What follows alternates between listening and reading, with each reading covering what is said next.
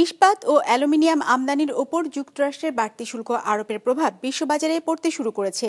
মার্কিন বাজারে প্রবেশের সুযোগ কমে যাওয়ায় উৎপাদনকারী দেশগুলো কাঁচামাল উৎপাদন কমিয়ে দিয়েছে। বন্দরগুলোতেও আকরিক লোহার মজুত কমেছে আশঙ্কাজনক হারে। আর ট্রাম্পের সিনিয়র বাণিজ্য উপদেষ্টা যুক্তরাষ্ট্রের অ্যালুমিনিয়াম শিল্পকে ধ্বংসের জন্য দায়ী করেছেন অস্ট্রেলিয়াকে। ডেস্ক রিপোর্টে থাকছে বিস্তারিত। 250-টিরও বেশি ডিজাইন অপশন নিয়ে ওয়ালটন স্মার্ট ফ্রিজ, বোঝে আপনার প্রয়োজন। নির্মাণ, পরিবহন, ইলেকট্রনিক্স, সামরিক সরঞ্জাম তৈরি সহ বিভিন্ন কাজে ইস্পাত ও অ্যালুমিনিয়াম ব্যবহার হয়। এবার এই শিল্পের উপর 25% শুল্ক আরোপ করেছেন মার্কিন প্রেসিডেন্ট ডোনাল্ড ট্রাম্প গেল 10 ফেব্রুয়ারি।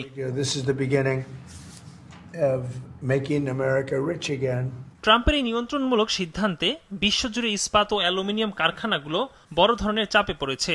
যুক্তরাষ্ট্রে স্টিল রপ্তানিকারকদের শীর্ষে রয়েছে কানাডা, মেক্সিকো ও ব্রাজিল। এর মধ্যে শুধু কানাডা বছরে স্টিল রপ্তানি করে 6 মিলিয়ন টন।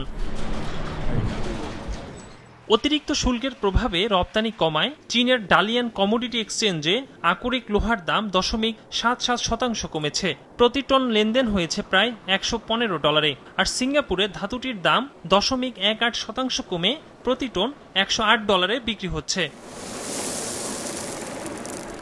এদিকে ইস্পাত শিল্প নিয়ে সবচেয়ে বেশি চাপে পড়েছে চীন।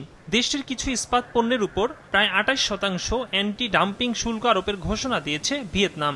এর আগে যুক্তরাষ্ট্রের 25% শুল্ক আরোপের পর চীনা স্টিল প্লেটের উপর শুল্ক আরোপ করে দক্ষিণ কোরিয়াও।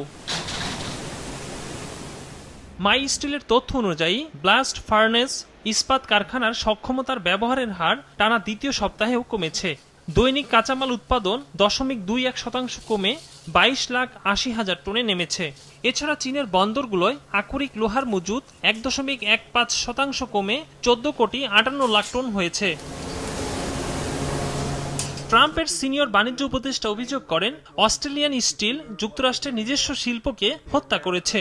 তবে ট্রাম্পের 25% শুল্ক অনিশ্চয়তা বাড়িয়েছে অস্ট্রেলিয়ার অ্যালুমিনিয়াম শিল্প জুড়ে। দেশটির $18 বিলিয়ন শিল্পটি উৎপাদন কমিয়ে কর্মী ছাঁটাইয়ে বাধ্য হচ্ছে। একরামুল ইসলাম খান, বিজনেস রিপোর্ট, মাছরাঙ্গা টেলিভিশন।